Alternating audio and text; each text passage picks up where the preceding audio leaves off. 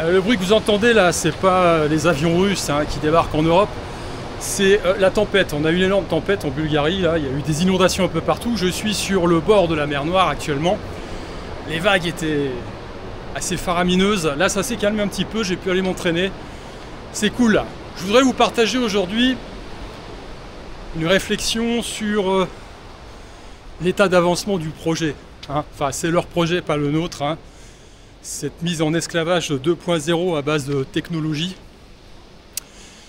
Alors, je suis tombé sur une vidéo. C'est des choses qui sont connues, mais j'essaye de faire le lien entre tout ça. Un juge en Angleterre qui rendait un verdict.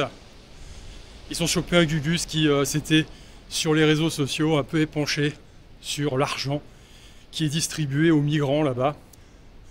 Et donc il a été condamné. Il a été condamné. On voit sur internet la vidéo de ce juge qui rend son verdict. Et assorti bien évidemment une petite dose de moraline derrière, en disant au gars qu'il distillait la haine, évidemment, et que c'était passible de 7 ans de prison. Waouh! Le gars avait dit il y en a marre de donner du fric pour accueillir les migrants, grosso modo, c'est ça, voilà.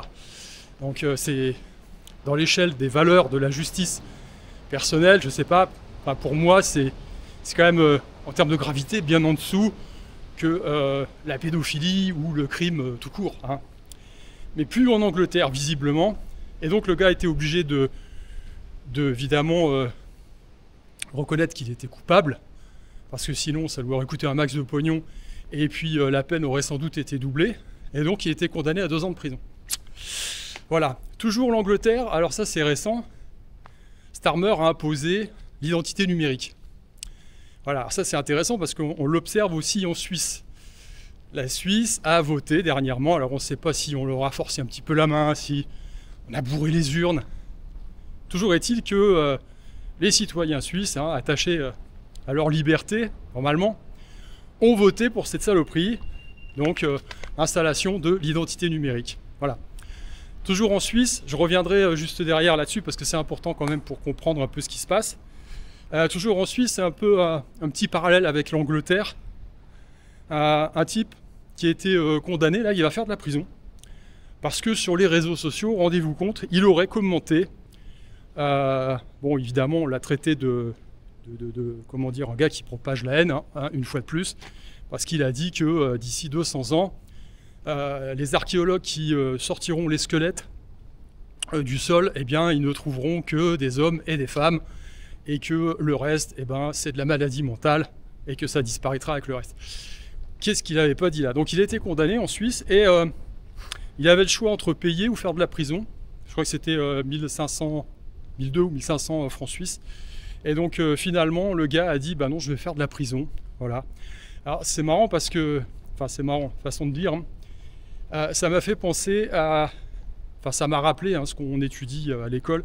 Avec, je crois que c'est Galilée qui avait été condamné en disant que la Terre tournait autour du Soleil, et puis finalement il avait dit non, je suis d'accord avec vous, la Terre est au centre de l'univers, et puis en sortant il avait dit non, finalement elle tourne quand même. On en est là aujourd'hui, voilà.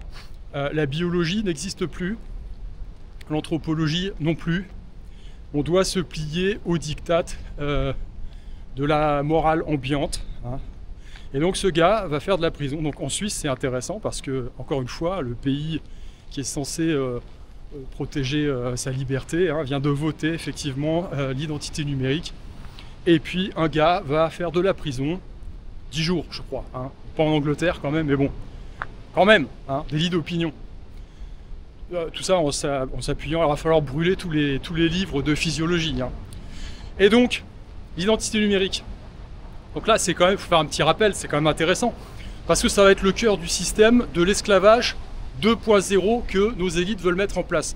Alors c'est pas la peine de chercher une planche de salut, à droite à gauche, pour se dire on va échapper à tout ça. Tous les pays vont être concernés, c'est la tendance globale. Voilà. Je terminerai là-dessus après, mais pour en revenir à l'identité numérique, ça va être le cœur du système. Ça va être le cœur du système. Avec l'identité numérique, on va vous coller derrière la monnaie numérique de banque centrale, la fameuse CBDC, avec laquelle on aura un outil de contrôle, mais alors magistral, parce que aussitôt vous ouvrirez votre bouche et que ça ne plaira pas, au pouvoir en place, eh ben, il suffit d'un petit clic de souris, on vous coupe les vivres, on vous empêche de voyager, enfin, on vous tue systématiquement, économiquement et socialement, hein, et ça va être très rapide. La monnaie numérique de banque centrale, puis après, évidemment, c'est programmable, donc on peut envisager, évidemment, de vous faire en sorte que vous consommiez votre crédit, hein, très rapidement. Enfin, c'est une monnaie qui tend à... Enfin, qui soit encore plus... comment dire, liquide et fongible que la monnaie fiat actuelle, hein. Donc, monnaie numérique de banque centrale, derrière le crédit social à la chinoise, hein. Voilà, de la même façon, hein, c'est pareil, hein, vous dites quelque chose qui ne va pas, comme toutes les informations sont recoupées, recroisées, un petit clic de souris, boum, on n'en parle plus, vous ne pouvez plus voyager, vous ne pouvez plus rien dire, vous ne pouvez plus consommer. Derrière, il y aura évidemment le crédit, le pass carbone, parce qu'il faut sauver la planète, hein, donc ça va être le truc classique du fameux QR code qui permettra évidemment de fliquer les mouvements de tout le monde. Et puis derrière, de limiter bien sûr vos déplacements. Vous, hein, moi, vous. Les autres non, hein. Pendant le Coco Circus, les mecs ils prenaient les avions et tout, il n'y a aucun souci, hein. Mais bon, c'est voilà, c'est pour la plèbe, pour la plèbe. Voilà, donc derrière ça, évidemment, que dire? Eh ben, il faut refuser ce truc-là en bloc, hein. Mais c'est comme toujours vendu de façon à vous simplifier la vie, à faire en sorte que votre vie soit plus simple, qu'on ne puisse plus vous hacker. Enfin, voilà, c'est pour votre bien, comme d'habitude, hein. Donc voilà, donc on voit qu'en Angleterre, ça se met en place. Alors évidemment, il n'y a pas eu de référendum là-bas, pas de vote, hein, on vous l'impose direct. C'est quand même un pays qui a subi une évolution dernièrement qui est assez spectaculaire, hein. Et puis en Suisse, pareil. Voilà, donc c'est quand même...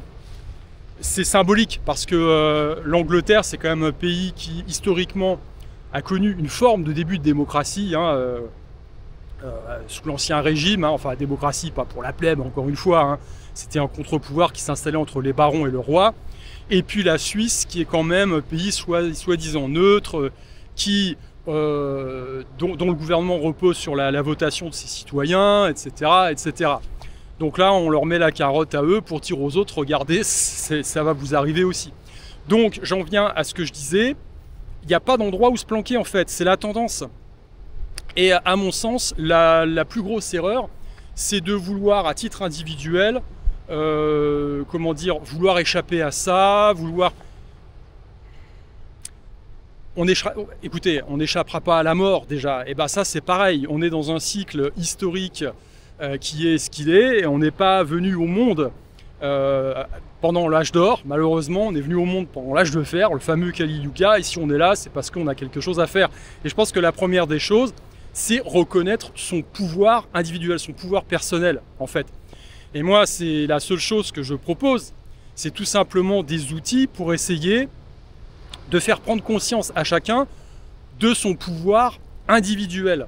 Ce pouvoir, il peut être immense. Et si la somme des pouvoirs individuels et des prises de conscience individuelles, mais réelles, eh bien, s'additionnent dans le bon sens, peut-être qu'on peut faire basculer la machine de façon favorable. Parce qu'il faut se rendre compte d'un truc, hein. L'univers dans lequel on évolue, eh bien, c'est une couillerie, hein. Voilà, on se fait défoncer depuis au moins 5000 ans dans ce système, et qu'aujourd'hui, on a peut-être une chance, parce que c'est les deux faces de la médaille, hein. On a une période où la technologie permet évidemment un esclavage qui n'a, on va dire de mémoire d'homme, n'a jamais été possible, hein, puisque même les corps aujourd'hui, hein, avec la manipulation de l'ADN, du génome, etc., ça va très très loin, on l'a bien vu, hein. Mais en même temps, parallèlement à ça, on a des capacités de s'informer qui n'ont jamais été aussi... Enfin, ça n'a jamais été aussi disponible que maintenant. Voilà, donc on est vraiment une période charnière où on a la possibilité, à un moment donné, par une prise de conscience réelle, de pouvoir éventuellement faire basculer le truc. Mais pour ça, il faut abandonner tout espoir. Il faut suivre la voie du guerrier qui prend refuge en lui-même et qui sait qu'il de toute façon va mourir à un moment ou à un autre. Donc si vous prenez réellement conscience de ça, vous travaillez sur votre peur, vous supprimez cette peur, vous tentez de le faire en tout cas, je ne dis pas que c'est facile, je ne dis pas que je réussis, je dis juste que c'est cette voie qui me semble la plus cohérente et qui me semble la plus viable à long terme, parce que de toute façon, comme je l'ai montré dans le guerrier éternel en me reposant sur les textes, sur des textes anciens. Eh bien, c'est la seule voie possible. Voilà, c'est tout. C'est la voie de l'action, c'est la voie de l'abnégation, de ressentir qu'effectivement la mort est couche à côté de nous de toute façon et qu'elle nous prendra tous à un moment donné. Et pour citer cette réplique dans Gladiator, elle nous sourit à tous. La seule chose qu'on peut faire en retour, eh bien, c'est lui sourire également. Et quand on a pris conscience de ça et que, évidemment, cette peur latente qui nous ouvrit le corps tend à s'évanouir, eh bien, on est dans l'action et on a la capacité, à un moment donné, de faire éventuellement basculer tout ça. Voilà, parce qu'on est dans un cycle historique, de toute façon, où il va y avoir un reset, comme ça s'est déjà produit dans l'histoire à d'autres moments. Alors rassurez-vous, le pouvoir, lui, ne disparaît jamais réellement. Il ne change pas de main, finalement, parce qu'effectivement, on compare peut-être cette période à la chute de l'Empire romain, mais n'oubliez pas que le pouvoir romain, lui, était déjà parti de l'autre côté, il était à l'Est. Voilà, donc le pouvoir, il ne change jamais véritablement de main. Aujourd'hui, on nous amuse avec des luttes horizontales, même au niveau des États, on va dire Poutine, machin, etc. Mais c'est le même combat. Pourquoi? Parce que on a des moyens technologiques et les puissants n'hésitent pas à les utiliser pour contrôler les peuples. Pourquoi? Puisque le cycle historique dans lequel on est, avec l'intelligence artificielle et la robotisation, propose aux puissants pour une fois un outil de contrôle incroyable et en plus la possibilité de se débarrasser d'une partie des bouches inutiles. Contrairement à d'autres périodes de l'histoire, on avait besoin de bras. Maintenant, on en aura de moins en moins besoin. Voilà. Donc, à titre individuel, quand on a pris conscience de cette phase du cycle, de voir qu'effectivement, il n'y a aucune zone finalement dans le monde qui sera épargnée. Enfin, regardez un petit peu les comptes en banque qui ont été gelés, plusieurs millions de comptes en banque qui ont été gelés en Asie. Si vous regardez même en Russie, les villes de 15 minutes sont déjà implémentées. La monnaie numérique de banque centrale, c'est une tendance qui va s'installer partout. Donc, à un moment donné, le seul refuge qu'on puisse trouver, c'est celui que l'on cultive à l'intérieur de soi. Voilà, c'est pour ça que, entre autres, je propose des shorts actuellement sur mes réseaux sociaux avec des idées d'exercices, des petites formules d'entraînement. C'est accessible à tout le monde. Il suffit juste de s'y mettre. Si le nombre de répétitions est trop important, vous diminuez. Si c'est pas assez pour vous, vous augmentez. L'idée, c'est de se mettre en mouvement, de se mettre en route. Quand vous inscrivez votre action dans une boucle vertueuse qui inclut le physique, le mental et l'assise spirituelle, eh bien, vous êtes beaucoup moins atteignable. Voilà. Écoutez, sur ce, je vais m'entraîner. Allez, je vous dis à plus.